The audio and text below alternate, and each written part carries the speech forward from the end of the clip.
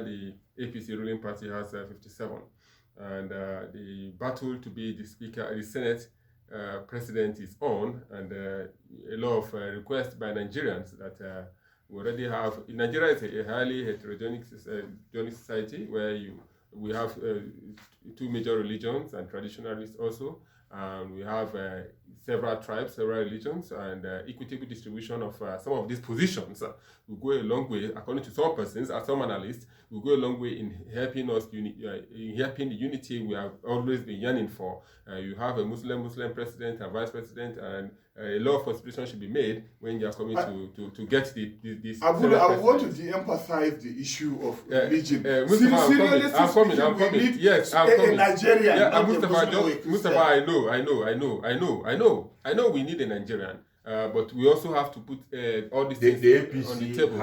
has to appease. Yes, we need to put all these things on the table. Not, but are we going to put a robust stamp, somebody who will just agree with whatever thing the executive brings? Yes, Mustafa. It doesn't. I don't think it necessarily would be the issue of a robust stamp. Whether a Muslim or a Christian does not make the person a robust stamp. The person itself will decide whether he or she will be a robust stamp. We have Muslims and Christian presidents in this country, and among the very poor in the country are also the Muslims and Christians. Go to the villages and states of some of these presidents, including our current president. You find communities that are very, very poor. When you have, even if it's your own brother that becomes president, it's not everybody in your family that will be well off. I think we need somebody with a development plan, with a blueprint. Yes, Mustafa. About inclusion. Yeah, it's about inclusion. Thank you very much. Everybody, every region in Nigeria, the 6 political zone, you have qualified persons. We said here before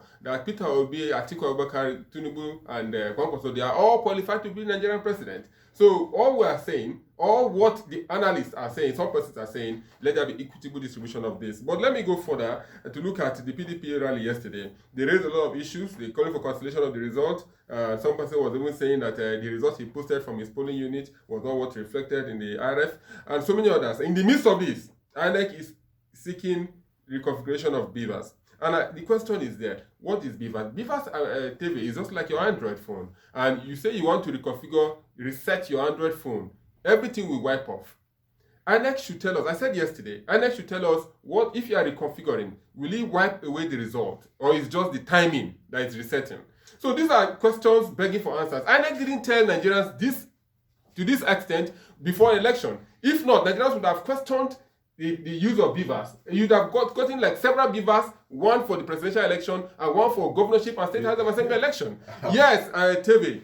The materials have been stored in the BVAS and it needs to be reconfigured to set the timing for voting and timing for closing of voting. But will it affect the result? That is the question. Once you tamper with that device, you can't be too sure of what has happened to it or not. It amounts to what others are saying, amounts to tampering with the evidence. So is it that the BVAS during the last election, as was promised by the INEC chairman several times, did not automatically transmit the number of people that went through accreditation for the voting? If that has not happened really, then it's actually a disaster. If you wipe out the information, those who are going to court to challenge the outcome of the election, how are they going to do that? And then if you wipe out, if you set aside the BVAS and ask people to go through manual process, then we are going to go back to the dark days of INEC. Remember during Maurice Uwu and others, that Professor Iwu, election was still going on. Then winners were being announced in Abuja. Nigerians have so many reasons not to trust the Independent National Electoral Commission, especially the current chairman who failed to answer so many questions. And going by that, TV, if this election is postponed, will it be good for us?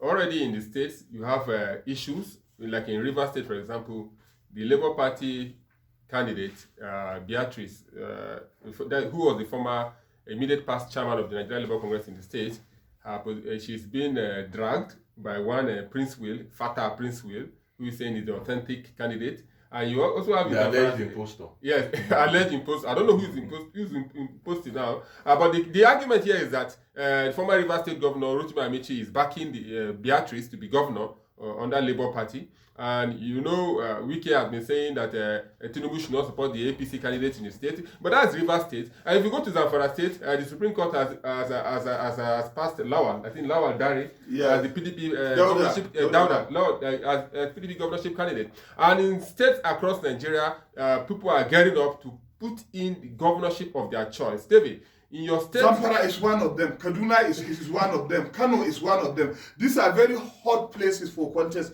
in the next governorship election. Lagos too is hot. Lagos is going to be hot. Lagos too is going to be hot. You also have Nasarawa and Plateau State. These places are going to be very hot. And guess what? They are going to be hot because Nigerians want to exercise their power to put there what they want. Exactly. And if this continues, gradually the issue of godfatherism, imposition of candidate will definitely disappear. That's why some of us in the past have been conversing that the laws for election should also include independent candidature, so that you can jettison the political party, leave it to those who. That was a recommendation. Yes, exactly. Jonathan was actually pushing for that. Pushing for a six-year amendment bill, just that it was voted against. Jonathan was pushing for a six-year tenure and independent candidature, which didn't sail through. We hope to see the 10th National Assembly what they will put on the table.